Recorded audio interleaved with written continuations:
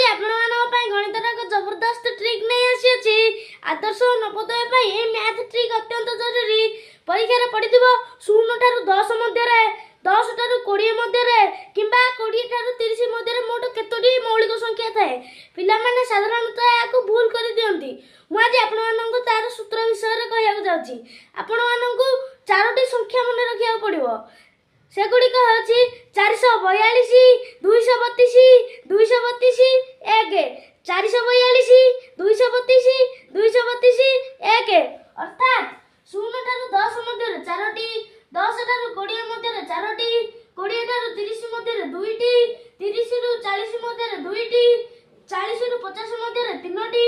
50 रु 60 मध्य दुईटी